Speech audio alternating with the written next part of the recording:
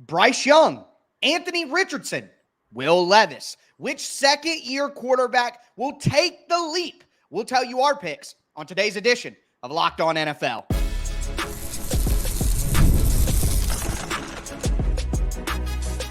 You are Locked On NFL, your daily NFL podcast. Part of the Locked On Podcast Network, your team every day.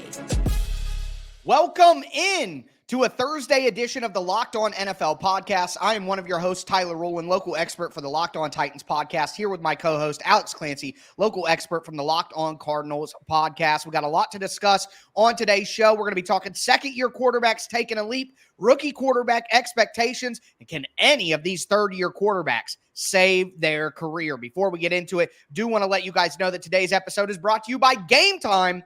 Download the Game Time app, create an account, use the code LOCKEDONNFL for $20 off your first purchase. Terms apply. Do want to thank you guys for making Locked On NFL your first listen each and every day, Monday through Friday. NFL content all year round, always for free. You're not going to beat that anywhere else. Make sure you get subscribed, stay subscribed to the Locked On NFL podcast, part of the Locked On Podcast Network. But Alex, like I said, we are talking quarterbacks on today's show, and I think not only quarterback-centric discussions, but one of the best discussions in the NFL at this time of year is whether some of these young quarterbacks can take the leap, specifically these second-year quarterbacks. So think about guys like Bryce Young, Will Levis, Anthony Richardson, CJ Stroud.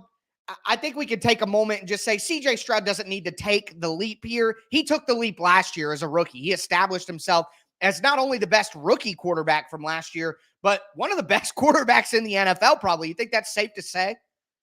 He just needs to do it again, which is right. tougher than doing it the first time a lot of times when the rest of the NFL will be gunning for you the entire season, even though they've updated their roster, Joe Mixon and Stephon Diggs. Yeah, replicating is almost more difficult than doing it the first time.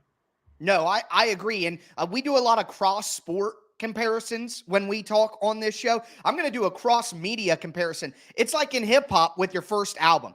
You're writing your lyrics your whole life, waiting for that opportunity to make that first album. And once you make it, what are you going to do next? Because now you didn't have your whole life to write this album. So I would say it's that. It's always more difficult to do it again, not just do it. Like Drake says, they don't pay me to just do it. They pay me to do it again. So I think Stroud can do that. It's more for, the rational people, Slim Shady LP to Marshall Mathers LP, where it's like expounding upon it and making it world-shattering after everybody's expecting you to do it again. Yeah, it's something. But Tyler, like as we get into these names, the biggest leap is from where they ended 2023, not CJ Stroud being all pro or making the playoffs again. That's not the biggest leap. So you kind of take him out of the equation, even though, Tyler, listen, when we've crowned him so quickly that I feel like if he regresses at all, it's like, everybody pump the brakes. Now, this is something that in a completely different way, what we saw from Russell Wilson as a young quarterback, completely different. But they've built around him in such a way with a head coach who's an adult in the room that he's not going to fail. It's just dependent upon how much he can elevate the team to that next level. That's really it. Because his floor, imagine being David Tepper and saying Bryce Young is the guy. Just imagine, you and I said it, watch football. Watch football. So listen, I'm going to take the lead here really quick. The player that's going to take the biggest lead, I'm going to take your guy. You cover the Titans. I'm going to take Will Levis. Will Levis now starting to have some functionality with that team. Even though Derrick Henry's gone, Mike Vrabel's gone, which I know you're praising to the high heavens about. Rand Carthon is kind of, I'm not going to put words in your mouth, but kind of taking a turn for you towards positive town, where it was kind of up in the air last year. I think I have that right. And Will Levis now has a three-headed monster in the wide receiver room.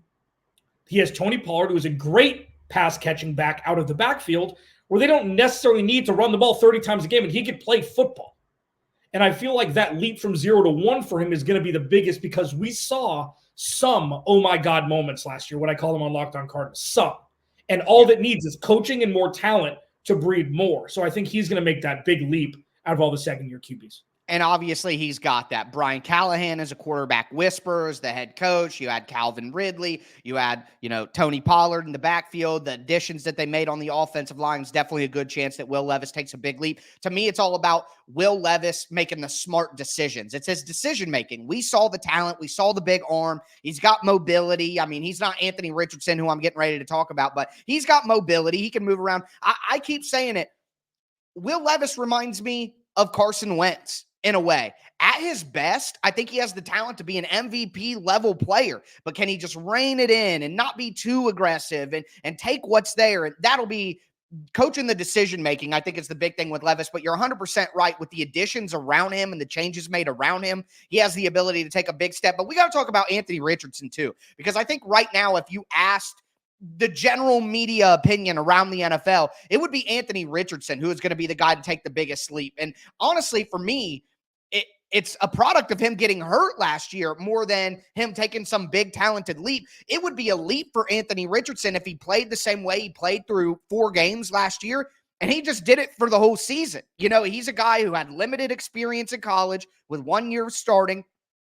Come in, only plays 4 games, gets injured on the shoulder again. He's had some injury problems. He's holding his back. If Anthony Richardson can stay healthy, just with his natural talent and especially his running ability in the red zone, I mean, he is just going to be a fantasy football darling, and we know how fantasy football shapes kind of the view of these players now, regardless of what the on-field football situation is. So if Anthony Richardson stays healthy, I could see him being the guy who takes the biggest leap, but of course I have my doubts on whether he can do that. I think the guy that we haven't talked about here, other than you mentioning just briefly, is Bryce Young. And he was the number 1 overall pick, but he's the guy that I think we would both put as 4th on this list right now of guys who are going to take the leap, or 3rd if we take out CJ Stroud entirely. I just don't think that Bryce Young's style of play from college, the second reaction, all schedule playmaking stuff, I just don't think at his size that is going to be sustainable going forward. So I will go out on a limb here and say I do not believe that Bryce Young will be the guy to take the second-year leap. He's going to be better because how could it be worse? They put a little more talent around him. They got some new guards in there to help him on the interior, new coaching staff with Dave Canales, who I'm sure will help the young quarterback. I just don't think that Bryce Young has the natural ability, not just his skill set, but his size as a person. Coming from another short king, all right? I hate to do it, but he doesn't have the bulk of a Kyler Murray. I don't think he's quite the athlete of a Kyler Murray to survive in that way. So as a guy who covers a smaller quarterback, what are your thoughts on Bryce Young? Yeah, I mean, agreed. The thing that he does have going for him in absolute spades, hearts, clubs, and diamonds is what's going on between his ears. The dude is so smart. His football IQ is out of this world. If he wasn't, he wouldn't have made it to the NFL. True. This isn't just Alabama having a great offensive line, which they did. I mean, he was having tea parties in the backfield for the majority of his time there, which made things easier. But he's not afraid to run the ball. He, like Kyler Murray, knows their angles enough to not get hit but still get to their spots and extend. We're going to find out midway through this season if all the additions, all the money spent on the offensive line, traded for Deontay Johnson, having Adam Thielen there, having Jonathan Brooks when he comes back from his injury. They've got Chuba Hubbard. They've got all the offensive pieces to make lesser than teams blush and jealous. So we need to see if he can do it more than just throwing 15-yard ins to Adam Thielen. So with him, but with that, taking the biggest leap could mean them winning 4 or 5 games, which would be the biggest leap from where they were last year. Now, one thing about Anthony Richardson before we pivot, he already tweaked something in camp.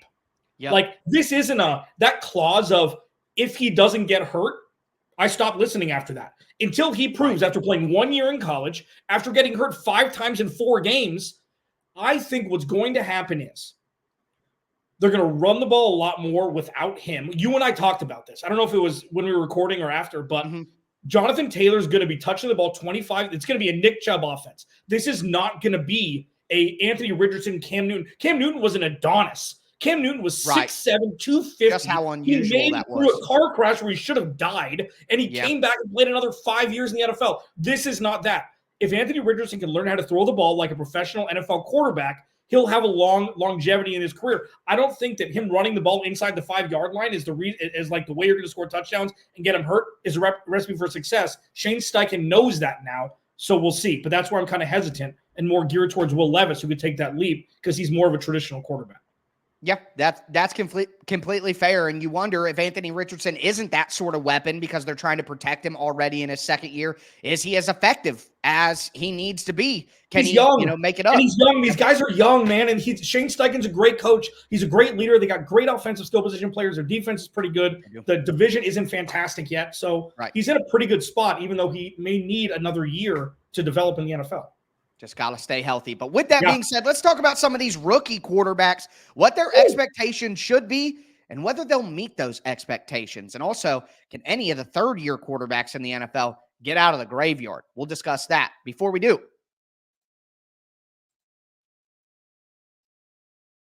want to let you guys know that today's episode is sponsored by BetterHelp. Look, sometimes we all need the opportunity to get something off our chest, big or small. Certain things can really start to get to you, and it's important to let that out, especially to somebody who's unbiased on your life. So today, I want to say how I really feel about something. You might even be thinking about the same thing, and it's about these rookie expectations with these quarterbacks and what I'm expecting out of them. Now, I'm going to explain that in a moment, but therapy can be different for everyone, and most of us have bigger problems than rookie quarterbacks or our favorite sports teams and all of that.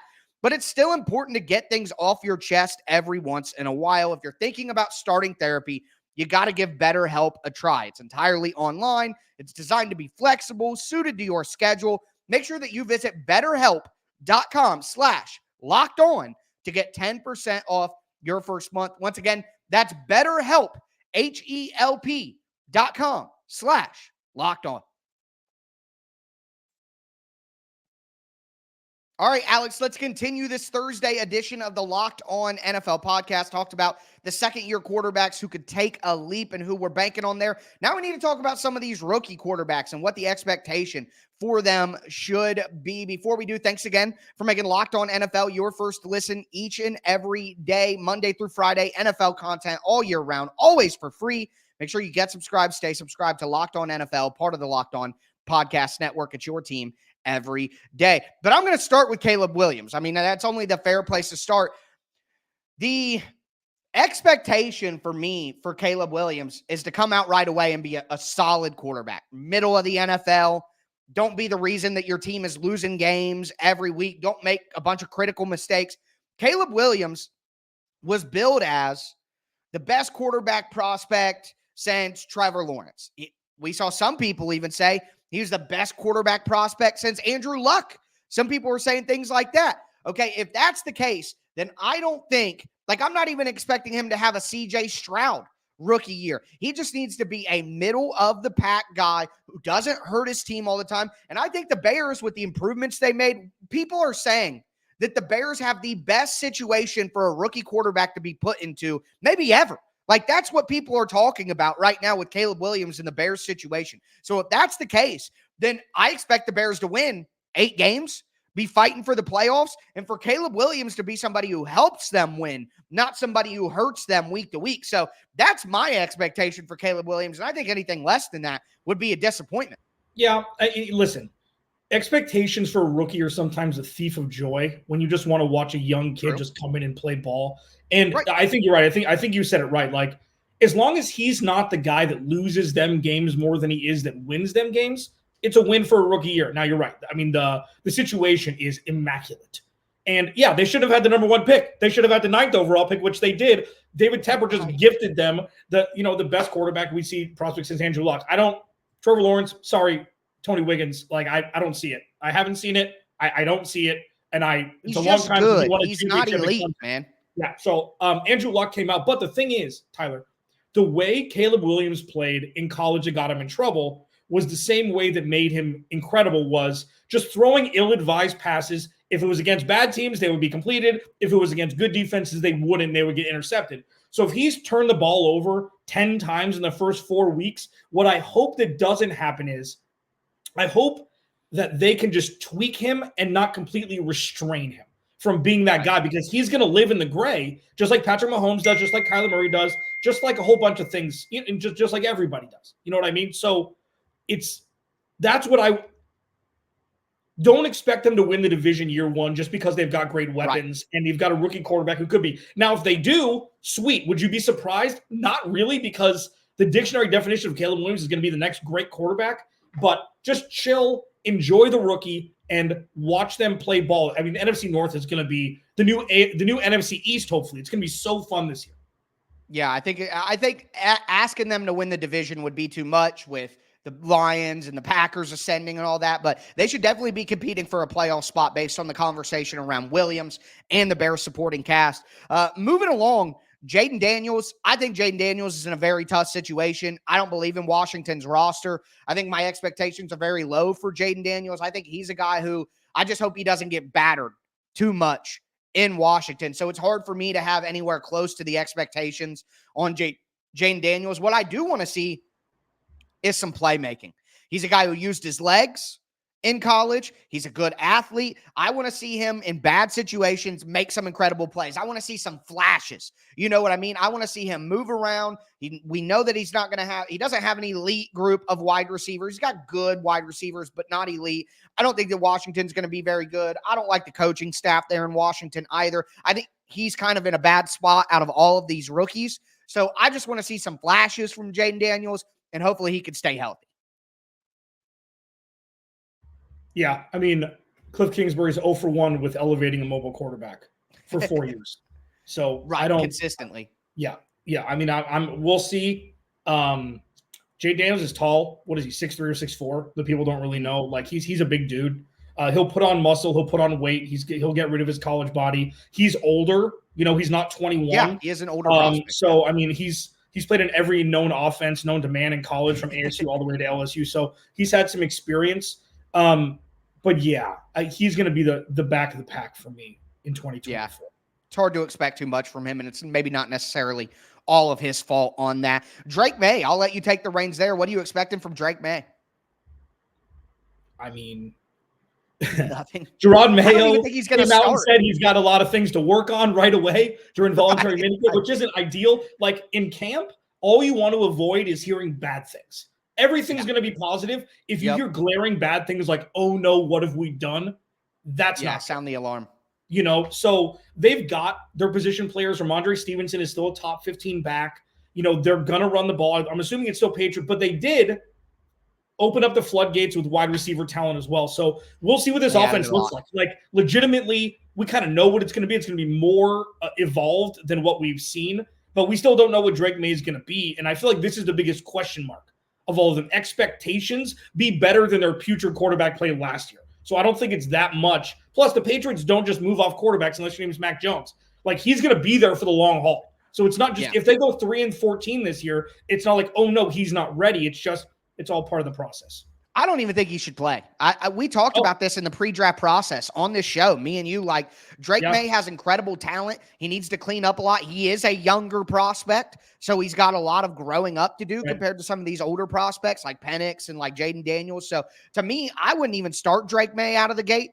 I would go with Jacoby Brissett, and I would let Drake May sit and learn. So my expectations for him are very low because I don't even think that he should be out there playing. Firing through here, Michael Penix, I think the expectation is he doesn't play in Atlanta, even though I think, we talked about that. I think it's absurd what's happened there.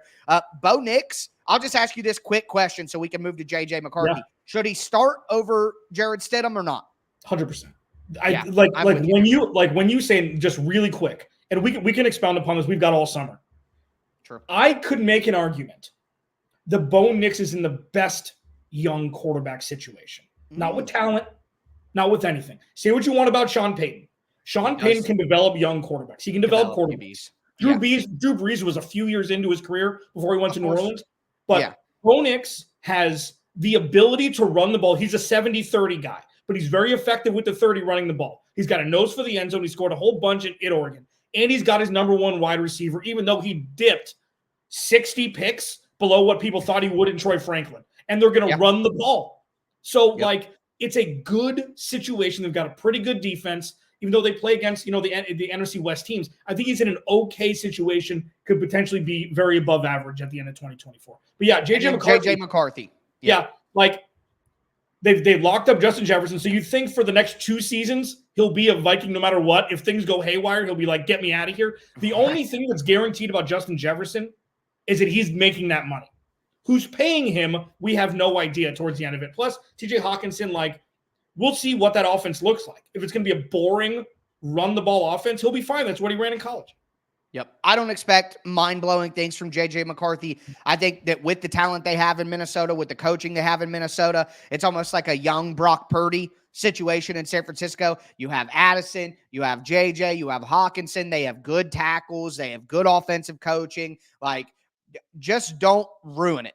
Like you're handing the keys to, I won't say a Ferrari, but we'll call it a Corvette. He's getting the keys to the Corvette. Just don't go Georgia on us. You know what I mean? Don't wreck it. Like just drive safe, put your seatbelt on, hands on the wheel at all times, and we'll be good to go. So I don't think that I expect anything flashy from JJ McCarthy, but just steer the ship. But with that being said, we got to talk about these third-year quarterbacks because oh my God, Yikes. One of the worst quarterback drafts of all time. Can any of these guys save their NFL career? And one of them already lost it. So we'll talk about that. Before we do, though, this episode of Locked on NFL Thursday, that's a nice gloomy transition into this. Something that's fantastic is the Game Time app. Download the Game Time app, man. They take the guesswork out of buying tickets. It makes getting NBA Finals tickets even faster and easier. Listen. If you're in Boston, if you're in Dallas, finals start tonight, man. You want to get tickets? You can get tickets up until like an hour after tip-off if you want to get cheaper prices. Game Time has you covered for everything, okay? Last-minute tickets and flash sales, zone deals, all-in pricing, seat view. So say you're like, listen, I'm getting off work. The game just started. Let me see if I can get some tickets. And like, what do these seats look like? You can click on the row in the aisle, and it'll show you the vantage point in panoramic fashion, what you'll be seeing if you were to sit in those seats after purchasing them. It's an absolute game changer for all things tickets, and it's not just NBA Finals. Comedy, concerts, theater. I'm going to see Green Day in September here at Chase Field in Phoenix. I bought tickets on the Game Time app. It was super easy. Showed me where my seats were going to be, what the vantage point would be. It was amazing. Take the guesswork out of buying tickets for the NBA Finals with Game Time. Download the Game Time app, create an account, use code LOCKEDONNFL for $20 off your first purchase. Terms apply. Again, create an account, redeem code LOCKEDONNFL for $20 off your first purchase. Download Game Time today. Last minute tickets, lowest price, guaranteed. So this episode is brought to you by Yuck. This segment, at least. 2022 quarterback class. It's so funny how far we've risen since then. There was not one quarterback taken before the 20th pick, which was Kenny Pickens. Desmond Ridder went 74th. And then Malik Willis went after him in the 80s. Now, they aren't the only 3 guys who saw action from that class. Tyler, as we bring the talent level to a screeching halt, I do see there being one little rose petal out of this, grew out of concrete. And listen, these guys are still young. I'm sure Kenny Pickett will play in the NFL for a long time as a backup. You've got guys that, Desmond Ridder, same with the Arizona Cardinals right now. And, there's one guy, though, who I think got a raw deal, and that guy is Sam Howell.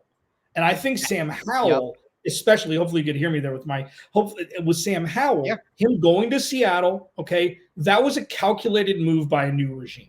I don't think that was, you know what, just in case Geno Smith gets hurt. No. If you need some pop into that wide receiver room with Tyler Lockett, DK Metcalf, and Jackson Smith and Jigba, 48 running backs, an improved offensive line, you've got a good tight end there too. It's like Sam Howell can huck it, and he's not afraid. Okay, he's got sacked more than any guy in the NFL last year by a wide margin with Washington. They were in many games, and sure, he excremented the bed a handful of times trying to get his team back in games. But that's the one for me where it's like, that dude could legitimately be a starter in the NFL, if not next year, supplanting Geno Smith in years to come, especially with, how terrible the quarterback position has been for half the league, it seems, every year.